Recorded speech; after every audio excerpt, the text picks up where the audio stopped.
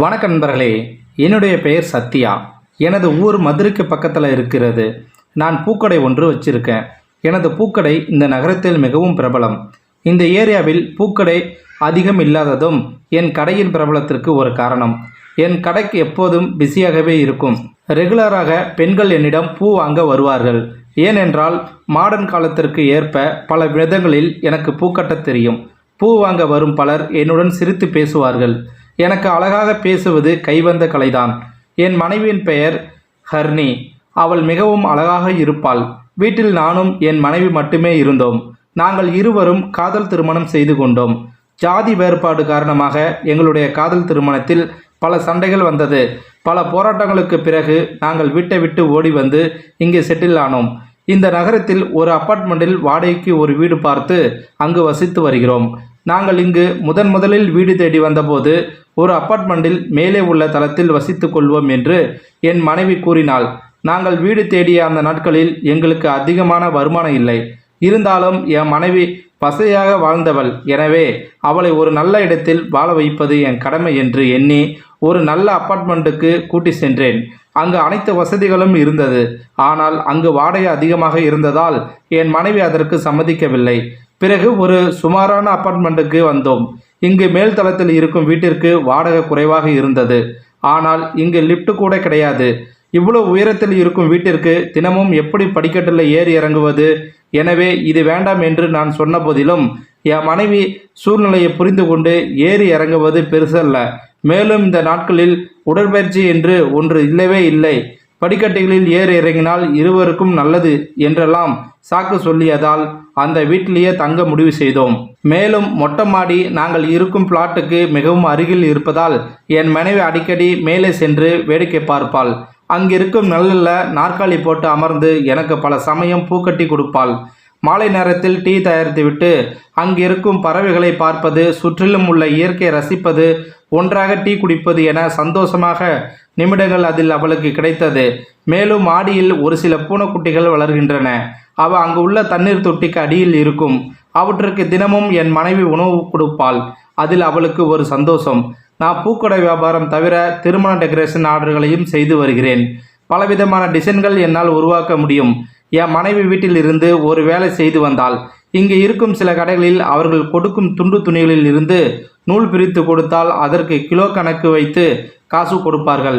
அவளுக்கும் அதில் நேரம் போனபடி இருக்கும் என்று அந்த வேலையை அவ்வப்போது செய்து வந்தாள்.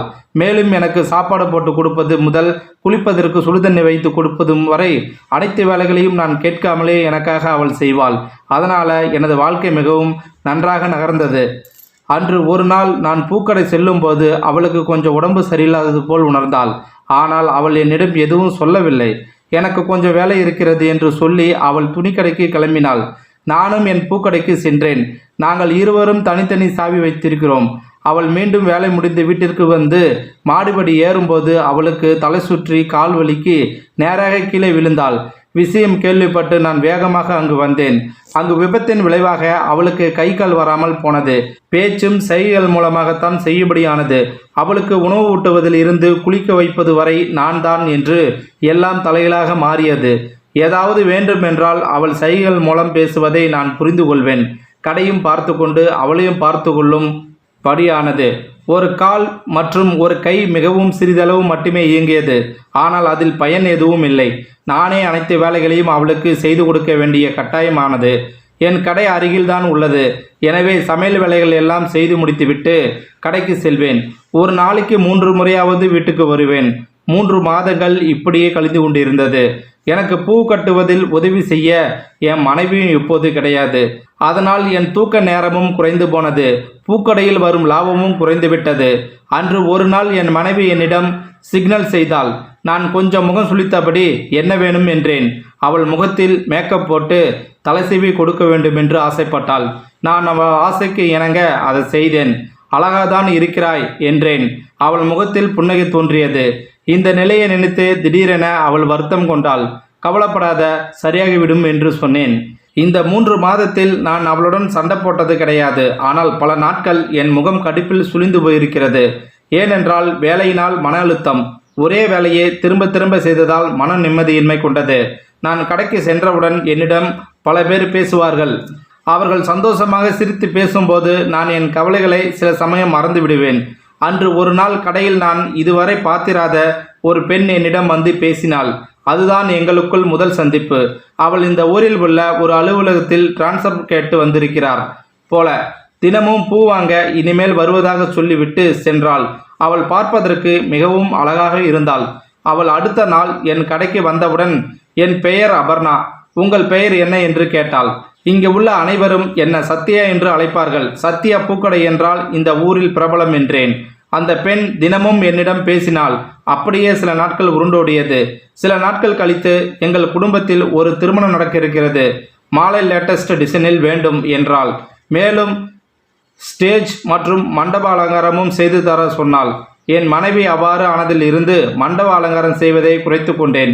இருந்தாலும் அங்கே வேலை செய்யும் பசங்களை வைத்து பண்ணி தருகிறேன் என்று கூறினேன். இல்லை, நீங்களே செய்து தர வேண்டும் என்று சொன்னாள். மேலும் அந்த வேலைக்கு இன்னும் கொஞ்சம் செலவாகும் என்றேன்.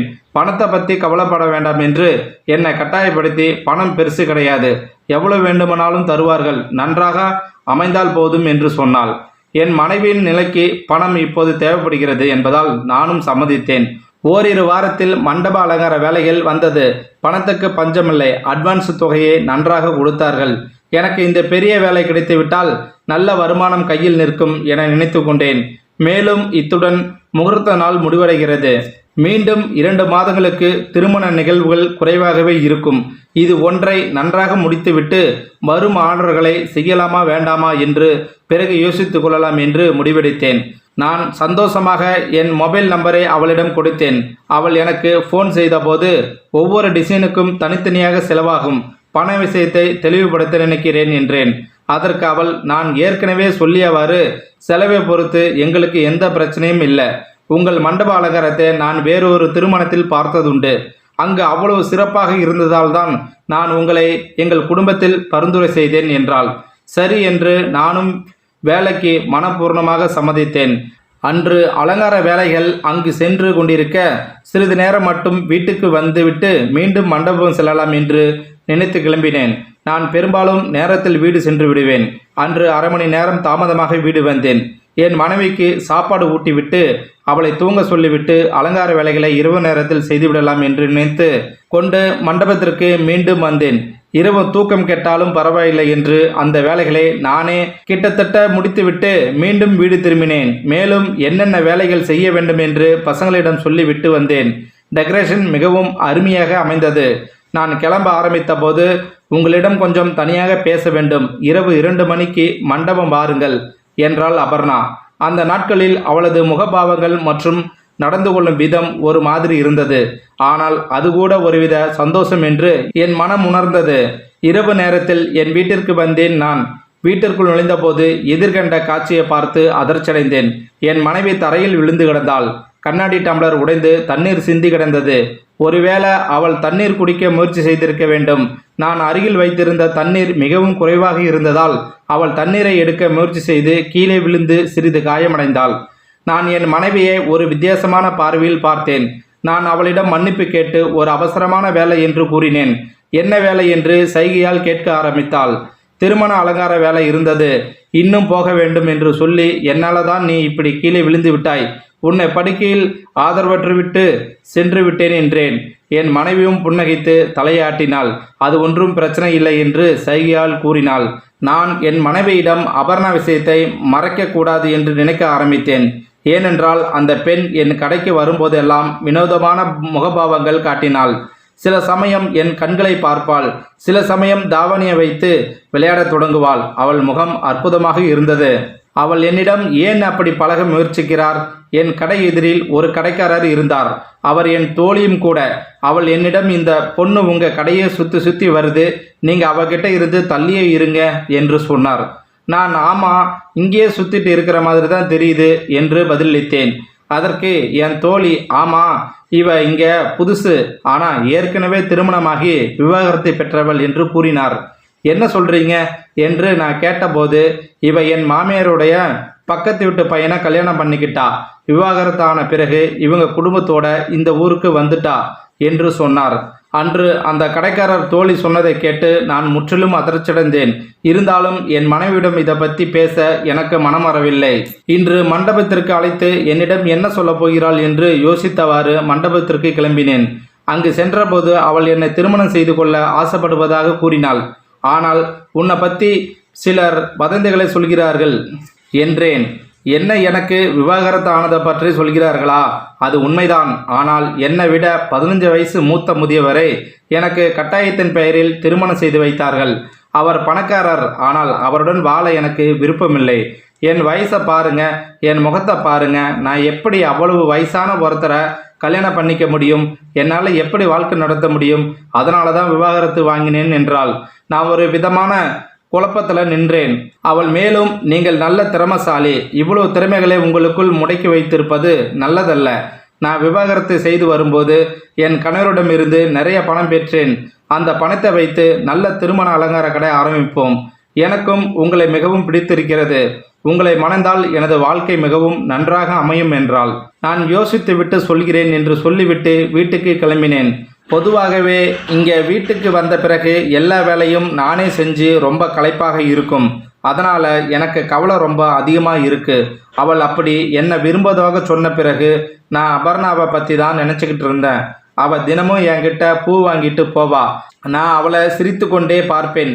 மெதுவாக நான் அவளை விரும்ப ஆரம்பித்தேன். இப்போது அவளுடன் பேசுவது எனக்கு மிகவும் பிடித்தது. அவள் என் வாழ்க்கையில் மிகவும் முக்கியத்துவம் வாய்ந்தவளாக மாறிவிட்டாள். அன்று ஒரு நாள் அவளிடம், நான் ஏற்கனவே உன்னிடம் என் மனைவியை பற்றி சொல்லியிருக்கேன். அவளுக்கு ஒரு விபத்து நடந்து படுக்கையில் கிடக்கிறாள் என்று. அனைத்தையும் உன்னிடம் கூறியிருக்கிறேன். இந்த நிலையில் நான் எப்படி இன்னொரு திருமணம் செய்து கொள்ள முடியும் என்று கேட்டேன். இப்போ என்னதான் உங்கள் பிரச்சனை? உங்கள் வாழ்க்கை முழுவதும் தனியாகவே இருக்க போறீங்களா? நான் கண்டிப்பாக என் வாழ்க்கையை யாருக்கூடையாவது செலவழிக்கணும்னு நினைக்கிறேன். எனக்கு ஒரு வாழ்க்கை துணை வேணும். ஆனால் எனக்கு வேணுங்கிற ஆளை நான் இதுவரை கண்டுபிடிக்கல. அவர் நல்லவராக இருக்கணும், அழகாக இருக்கணும், மனைவியை நல்லா பார்த்துக்கிறவராக இருக்கணும் என்றெல்லாம் நான் நினச்சேன். எல்லா குணங்களும் உங்ககிட்ட இருந்துச்சு. அதனால தான் என் விருப்பத்தை உங்ககிட்ட சொன்னேன் என்றாள். நான் யோசனை செய்தபடி குழப்பமாய் இருந்ததால், சரி, நேரம் எடுத்து கொள்ளுங்கள், நாளை நான் வருகிறேன் என்று சொல்லிவிட்டு கிளம்பினாள். நான் என் மனைவியை கவனித்துக் கொள்வதில் சோர்வடைந்து இருந்தேன். ஆனால் அவள் இன்னும் குணமடையவில்லை. நான் என் மனைவியை மாதந்தோறும் மருத்துவரிடம் அழைத்து செல்வேன். மருத்துவரும் நல்ல செய்தி எதுவும் சொல்லவில்லை. அடுத்த நாள் அபர்ணா என்னிடம் ஆச்சரியமான ஒன்றை சொன்னாள். உன் மனைவி புகைப்படத்தில் மிகவும் அழகாக இருந்தாள். ஆனால் நீ முன்பு போல் இல்லை. உன் மனைவியை கவனித்து கொண்டதால் சோர்வடைந்து விட்டாய். நீ உன் வாழ்நாள் முழுவதும் அவளை கவனித்து கொள்ள வேண்டியதிருக்கும். படுக்கையில் கிடக்கும் பொண்ணுக்கு அடிமையாக இருக்க வேண்டியதிருக்கும். பல வருடங்கள் கழித்து நீ உன் வாழ்க்கையை திரும்பி பார்க்கையில் அது வெறும் வெற்றிடமாக இருக்கும். யோசித்துப்பார். இன்னும் உனக்கு நல்ல வாழ்க்கை காத்திருக்கிறது. உன் மனைவியின் இப்போதைய நிலை உன் கட்டுப்பாட்டை மீறி அமைந்துள்ளது. நீ மீண்டும் உன்னை போலவே இருக்க வேண்டும் என்று நான் விரும்புகிறேன். உன் மனைவி விஷயத்தை யோசித்து உன் வாழ்க்கையை அழித்து விடாதே. நாம் இருவரும் ஓடிப்போய் திருமணம் செய்து கொள்ளலாம். நீ பணத்தை பற்றி கவலைப்பட தேவையில்லை. என்னிடம் உள்ள செல்வத்தால் நாம் பண ரீதியாக பாதுகாப்பாக இருப்போம். நாம் வேறு ஒரு நகரத்தில் கடை திறக்கலாம். நீ அதை நிர்வகிக்கலாம். நான் வீட்டை கவனித்துக் கொள்கிறேன். நீ கடையில் உன் வேலையை செய். கடவுள் உனக்கு நல்ல திறமையை கொடுத்திருக்கிறாரு. நீ உன் திறமைகளை நன்றாக பயன்படுத்தலாம் என்றாள். நான் பதிலளித்தேன். ஆனால் என் மனைவி, நான் அவளை அப்படியே கைவிட முடியாது அல்லவா என்று சொன்னேன். அவள் சொன்னால், ஏன் முடியாது? அவள் இப்போது நடபணமாக கிடைக்கிறாள். நான் அதை பற்றியும் யோசித்தேன். ஒரு யோசனை என் மனதில் தோன்றியது. என்னிடம் ஒரு கிரீம் உள்ளது. அதனை நீ அவள் உடலில் தேய்த்தால் அவள் ஒரு வாரத்தில் இறந்து விடுவாள். அவளது மரணத்தில் யாருக்கும் சந்தேகம் வராது.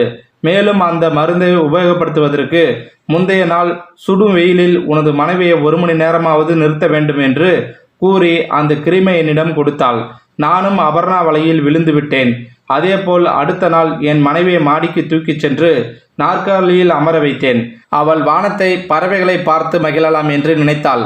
அவளை மேலே கொண்டு செல்வது ஒரு போராட்டமாக இருந்தது. அது வெப்பமான மதியம் என்பதால் அவள் ஆச்சரியப்பட்டாள். தரை சூடாக இருந்தது. அங்கு அவளை நாற்காலியில் உட்கார வைத்தேன். உடனடியாக தன்னை கீழே கொண்டு போய் விடச் சொன்னாள். நான் அவளிடம், நீ சூரிய ஒளியில் சிறிது நேரம் இருக்க வேண்டும். நாளை உனது உடம்பில் ஒரு கிருமியை நான் தடவுவேன். அதற்கு பிறகு உனது உடல் சரியாகிவிடும். இங்கேயே உட்கார்ந்திரு, நான் விரைவில் வந்து விடுகிறேன் என்று சொன்னேன். ஆம், அந்த கிருமியை தடவுவதன் மூலம் அவளது உடல்நிலை சரியாகிவிடும் என்று அவளிடம் பொய் சொல்லிவிட்டு வந்தேன். அந்த நேரத்தில் அபர்ணா எனக்கு ஃபோன் செய்தாள். உடனடியாக கிளம்பி வரச் சொன்னாள். எனவே நான் சென்றேன். அங்கு அவளுடன் நேரத்தை செலவழித்தேன். ஆனால் என் மனைவியை நான் மறந்துவிட்டேன். கிட்டத்தட்ட 3 மணி நேரம் ஆனது. அப்படியே அபர்ணாவிடம் கூறினேன். அச்சச்சோ, என் மனைவியை நான் மாடியில் அமர வைத்து கதவை பூட்டி விட்டு வந்து விட்டேன். 1 மணி நேரத்தில் கீழே அழைத்து வரவேன் நினைத்தேன். மறந்து போய் விட்டேன். நான் கிளம்புகிறேன் என்று. அதற்கு அபர்ணா, சரி, நீங்கள் கிளம்புங்க. அந்த கிருமி நாளை அவரது உடலில் தடவி விடுங்கள். அடுத்த 5 அல்லது 7 நாட்களுக்குள் அவள் தானாக இறந்து விடுவாள். யாருக்கும் சந்தேகம் வராது என்று சொன்னாள். சரி என்று தலையை ஆட்டிவிட்டு நான் வேகமாக வீட்டுக்கு சென்றேன். மாடிக்கு சென்று பார்த்தபோது அலறல் சத்தம். அந்த சத்தம் என்னுடையது. அங்கு இருந்த தண்ணீர் டேங்க் அடியில் என் மனைவி படுத்து கிடந்தாள். அவளை சுற்றியும் பூனைக்குட்டிகள் அமர்ந்து அவளை பார்த்தபடி கத்தி கொண்டிருந்தன. அவளது உடல் முழுவதும் சிராயப்பட்டு இரத்தம் வந்து கொண்டிருந்தது. ஆம், இந்த மூலையில் இருந்து அடுத்த அந்த மூலையில் இருக்கும் தண்ணீர் தொட்டி வரை அவள் சூடு தாங்க முடியாமல் தனது முடியாத கை கால்களை வைத்து கொண்டு உடலை இழுத்து கொண்டே சென்றிருக்கிறாள். அவள் வேதனையின் சுவடுகள் காயங்களை தெரிந்தன. பேச எதுவும் வார்த்தையின்றி அவளை தூக்கி கொண்டு வந்து வீட்டில் படுக்க வைத்தேன். அந்த நேரத்தில் எங்களுக்குள் திருமணம் செய்து வைத்த அவருடைய தோழி பிரியங்கா வீட்டுக்கு வந்தார். இப்போது நான் அவளுடைய காயங்களுக்கு ஒத்தடம் கொடுத்து கொண்டிருந்தேன். இந்த காயங்களை பற்றி அவள் கேட்டபோது அவள் கீழே விழுந்து விட்டாள் என்று பொய் சொன்னேன். மருத்துவருக்கு ஃபோன் பண்ணி அங்கு வருமாறு கேட்டுக்கொண்டேன். பிரியங்கா, நீங்கள் ஒரு அற்புதமான கணவரா உங்களை நிரூபிச்சிட்டு இருக்கீங்க. உங்கள் மனைவியை நீங்கள் பார்த்து கொள்வதை பார்த்து கடவுள் கூட ரொம்ப சந்தோஷப்படுவார் என்றாள். அவள் மேலும் சொன்னாள், அவளை கவனிச்சுக்கோங்க, ஒரு நாள் எல்லாம் சரியாக விடும். அவளுடைய பெற்றோரை விட்டு உங்களுடன் வந்திருக்கிறாள். பெற்றோரை விட நன்றாக பார்த்து கொள்வது உங்களுடைய கடமை. ஆங்கில மருத்துவத்தில் முயற்சி செய்து பயன் கிடைக்காவிட்டால் ஆயுர்வேத முறைப்படி முயற்சி செய்து பாருங்கள் என்று சொல்லிவிட்டு சென்றாள். பிரியங்காவுடைய கணவனும் இதேபோல் விபத்தில் கிட்டத்தட்ட 8 வருடங்கள் கிடந்தார். ஆனால் அவள் அவரை சலிக்காமல் பார்த்து கொண்டார். 8 வருடங்களுக்கு பிறகு அவளுடைய கணவர் இறந்து போனார். பிரியங்காவும் பாவம்தான். ஆனால் அவர் சொன்ன வார்த்தைகள் என் காதுகளை துளைத்து கொண்டிருந்தன. நான் ஏன் என் வாழ்நாள் முழுவதும் உனக்காக உழைக்க வேண்டும்? உனக்கு அடிமையாக வேலைக்காரனாக இருக்க வேண்டும்? நான் ஏன் என் வாழ்க்கையை உன்னுடன் வீணாக்க வேண்டும்? எனக்கு பிடித்த ஒரு பெண் இருக்கிறாள். நான் அவளுடன் போகிறேன் என்று என் மனதில் தோன்றுவது போல நான் எனக்காக ஒரு நல்ல நபரை தேர்ந்தெடுக்கவில்லை. அந்த நபர் என் கெட்ட நேரத்தில் என்னை விட்டுவிட்டு போய்விட்டார். அவரால் என்ன நல்லது எனக்கு செய்ய முடியும்? ஒருவேளை என் பெற்றோர் தேர்ந்தெடுத்த வாழ்க்கை துணை எனக்கு சரியானதாக இருந்திருக்கலாம் என்று என் மனைவி மனதிலும் தோன்றுமா? அடுத்த நாள் எனக்கு அபர்ணாவிடமிருந்து அழைப்பு வந்தது. நான் அவளை சந்திக்க சென்றேன். அங்கு சென்று அவளிடம் பேச ஆரம்பித்தேன். உன்னோட நோக்கம் என்னவாக இருந்துச்சுன்னு எனக்கு புரிஞ்ச அளவு யோசிச்சு பார்த்தேன். உனக்குன்னு ஒரு வாழ்க்கை அமையணும். அந்த வாழ்க்கை சந்தோஷமாக இருக்கணும். இதை மட்டும் நீ நினச்சிருந்தா அது தப்பு இல்லை. அந்த உன்னோட ஆசையில் இன்னொரு பெண்ணோட வாழ்க்கை கெட்டு போகிற சூழ்நிலை இருந்தும் கெடட்டும் அப்படின்னு விட்டது தப்பு. அதுக்காக ஒரு கொலை கூட பண்ணுற அளவுக்கு முயற்சி எடுத்தது ரொம்ப ரொம்ப தப்பு. என் மனைவி அவள் அங்கே வெயில் தாங்க முடியாமல் துடிதுடிச்சு நிழலுக்காக உடம்பையே தரையோடு தரையாக சேர்த்து இழுத்து கொண்டு போய் தண்ணி டேங்க் அடியில் கிடந்ததை பார்த்து என் உயிரெல்லாம் உறைஞ்சி போச்சு. ஒருவேளை பால் ஊற்றுனதுக்காக அந்த பூனைக்குட்டிகள் அவளை பார்த்து அழுததை நான் உணர்ந்தேன். இப்போ எனக்கு நல்லா புரியுது. நான் அவளோட வேலையெல்லாம் செஞ்சுட்டு ரொம்ப களைப்பாக இருந்தேன். ஏன் அவளுக்காக அவ்வளோ வேலை செய்ய வேண்டியது இருக்கலாம் நினச்சேன். என் வாழ்க்கையில் இருந்து எவ்வளவோ அவளுக்காக விட்டு கொடுக்கணும் போல என்று யோசித்தேன். நாங்கள் 2 பேரும் ஓடி போய் கல்யாணம் பண்ணிக்கலான்னு முடிவெடுக்கும் பொழுது அவளுக்கு வேற ஒருத்தரோட நிச்சயதார்த்தம் ஆகியிருந்துச்சு. அந்த மனிதர் மிகவும் அழகாகவும் அரசு வேலை உடையவராகவும் இருந்தார். ஆனால் என் மனைவி எனக்காக அந்த மனுஷனை விட்டு வந்தா. ஒன்றும் இல்லாதவனா என்கிட்ட வந்தா. ஒருவேளை நான் இந்த நிலையில் இருந்திருந்தா அவள் இந்த முடிவை எடுத்திருப்பாளா? நிச்சயமா இல்லை. என் மனைவி நல்லா இருந்தப்போ அவள் வேலையும் செஞ்சா, வீட்டையும் கவனிச்சா, பணமும் சம்பாதிச்சா. அவளுக்கு எப்பவும் களைப்பாக இருந்த மாதிரி தெரியல. பெண்கள் ஆண்களை விட ரொம்ப வலிமையானவங்க. அவங்க வீட்டு வேலை, அலுவலக வேலை, குழந்தை வளர்ப்பு எல்லாத்தையுமே ரொம்ப நல்லா கையாளுவாங்க. அவளும் எல்லாத்தையும் ஒழுங்காகவும் நேர்த்தியாகவும் செய்தாள். ஆனால் அதே வேலையை நான் செய்து பார்த்தபோது 3 மாதம் கூட தாங்க முடியல. முகம் சுளிக்க ஆரம்பிச்சிட்டேன். ஆண்களுக்கு அந்த மாதிரி சகிப்புத்தன்மை கூட இல்லை. கூட இருக்கிறவங்க முடியாதவங்களா ஆகிட்டா அவங்கள விட்டு தற்காலிகமாக கிடைக்கிற இன்பத்தை நோக்கி ஓடி போயிடலாம் அப்படின்னு மனசில் நான் நினச்சது கூட தப்பு தான். ஒரு ஆண் உடம்பு சரியில்லாமல் உதவியற்றவராக ஆகிவிட்டால் ஒரு பெண்ணு தான் அவரை கவனிச்சுக்கணும். நான் எவ்வளவோ கஷ்டப்பட்ட போது என் மனைவி என்னை அன்பாக கவனித்து கொண்டு வீட்டையும் கவனித்து கொண்டாள். இதுவரை முகம் சுளித்ததே கிடையாது. எனக்கு என் மனைவிக்கும் இருந்த காதல் அது ஆலமரத்தின் வேரை விட வலிமையானது என்று நினைத்தேன். எவ்வளவோ பேர் சேர்ந்து அதை உடைக்க முயற்சித்தாலும் அது உடையாது என்று நினைத்தேன். ஆனால் சில சமயங்களில் அதுதான் பிடிவாதத்தால் தானே உடைந்து விடுகிறது. அப்படித்தான் அது உடைந்து போனது என்று நினைத்தேன். ஆனால் நான் முழுவதும் புரிந்து கொண்ட போது அது இன்னும் பல மடங்கு பலமாகி இருக்கிறது. 7 ஜென்மங்கள் எடுத்தாலும் நாம் ஒன்றாக இருப்போம் என்று பஞ்சபூதங்கள் மீதும் சத்தியம் செய்தேன். என் மனைவி நோயப்பட்டு 4 மாதம் கூட ஆகவில்லை. நான் அந்த சத்தியங்களையெல்லாம் மறந்துவிட்டேன். இவற்றையெல்லாம் ஒரு கணம் நான் யோசிக்காமல் இருந்ததால் என் காதலை இழந்திருப்பேன். ஒரு கணம் சிந்திக்காமல் செய்த தற்கொலைக்கு சமமாக என் வாழ்க்கையை இழந்திருப்பேன். உனக்கு இன்னும் வயது இருக்கிறது, அழகும் இருக்கிறது. யார் வாழ்க்கையும் கெடுக்க நினைக்காமல் வாழ்க்கையை நகர்த்து. உனக்கு என்று ஒரு நல்ல வாழ்க்கையை கடவுள் கொடுப்பார் என்று சொல்லி கையெடுத்து கும்பிட்டேன். அவள் அங்கிருந்து நகர்ந்து சென்றாள். நான் வீட்டுக்கு வந்து என் மனைவியை கட்டிப்பிடித்து அன்பை வெளிப்படுத்தினேன். ஆங்கில மருத்துவம் இதற்கு சரி வராது என்று யோசித்து ஆயுர்வேத முறைகளில் பல நாள் தங்கி சிகிச்சை எடுக்கும் இடங்களுக்கு அழைத்து சென்று என் மனைவியை பூர்ண குணமாக்க பாடுபடுவேன் என்று மனதில் உறுதியெடுத்து அதை செய்ய முயற்சிக்க ஆரம்பித்தேன். இந்த வீடியோவில் கருத்து உங்களுக்கு பிடிச்சிருந்துச்சுன்னா கமெண்ட் பண்ணுங்க. கூட உங்கள் ஃப்ரெண்ட்ஸுக்கு ஷேர் பண்ணுங்கள். இது வரைக்கும் நம்ம சேனலை சப்ஸ்கிரைப் பண்ணாதவங்க சப்ஸ்கிரைப் பண்ணிடுங்க. தேங்க்யூ ஃபார் வாட்சிங்.